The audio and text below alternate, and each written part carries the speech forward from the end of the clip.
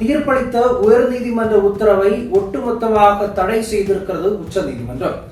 அதோடு மட்டுமல்லாது சம்பலில் இருக்கக்கூடிய மஸ்ஜித் கமிட்டியிடம் உடனடியாக இந்த வழக்கை எதிர்த்து மேல்முறையீடு எதிர் வழக்கை உயர்நீதிமன்றத்தில் தொடருமாறு கேட்டுக் கொண்டிருக்கிறது உச்சநீதிமன்றம்.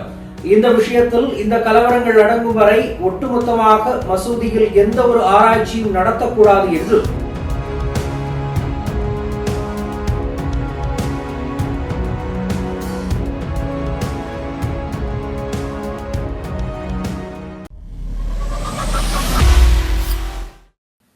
வணக்கம்.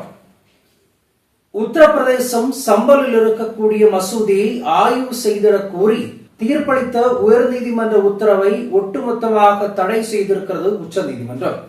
அதோடு மட்டுமல்லாது சம்பலில் இருக்கக்கூடிய மஸ்ஜித் கமிட்டியிடம் உடனடியாக இந்த வழக்கை எதிர்த்து மேல்முறையீடு எதிர் வழக்கை உயர்நீதிமன்றத்தில் தொடருமாறு கேட்டுக் கொண்டிருக்கிறது உச்சநீதிமன்றம்.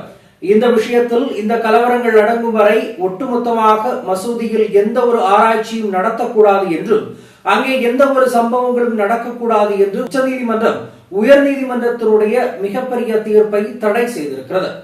சம்பலில் மிகப்பெரிய அளவில் பிரச்சனை ஏற்பட்டது.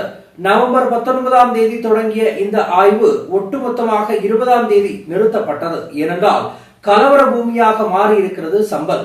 மீண்டும் உத்தரப்பிரதேசத்தினுடைய ஒரு பகுதி பச்சை மற்றும் காவியால் மிகப்பெரிய அளவில் பிரச்சனையாக மாற்றப்பட்டுக் கொண்டிருக்கிறது. குறிப்பாக அந்த மசூதி ஹரிஹர் ஆலயமாக முன்னால் இருந்ததாகவும் அதன் பின்பு அது இடிக்கப்பட்ட அங்கே மசூதி கட்டப்பட்டதாகவும் அங்கிருக்கக்கூடியவர்கள் கூறுகிறார்கள்.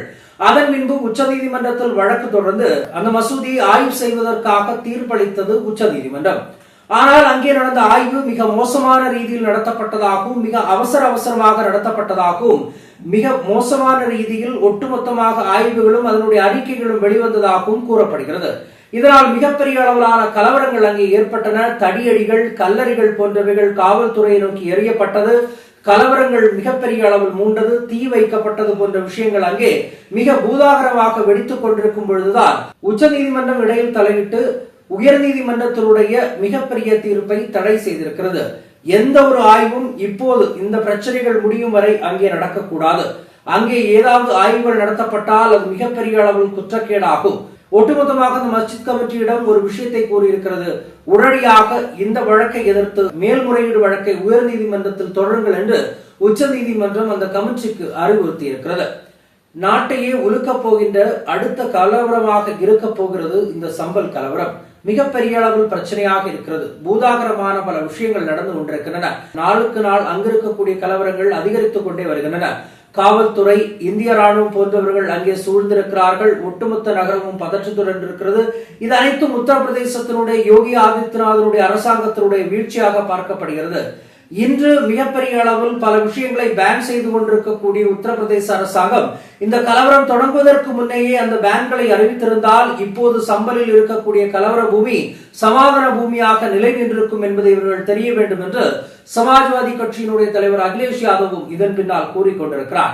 என்னவாக இருந்தாலும் இது உத்தரப்பிரதேசத்தினுடைய பாஜக அரசாங்கத்தினுடைய ஒரு வீழ்ச்சியாக அல்லது அவர்கள் மீது இருக்கக்கூடிய ஒரு கருப்பு புள்ளியாக தான் பார்க்கப்படுகிறது. பொறுத்திருந்து பார்ப்போம் சம்பலில் மேற்கொண்டு என்னென்ன விஷயங்கள் அரங்கேறப் போகிறது என்று. மற்றொரு சந்திப்போம். நன்றி, வணக்கம்.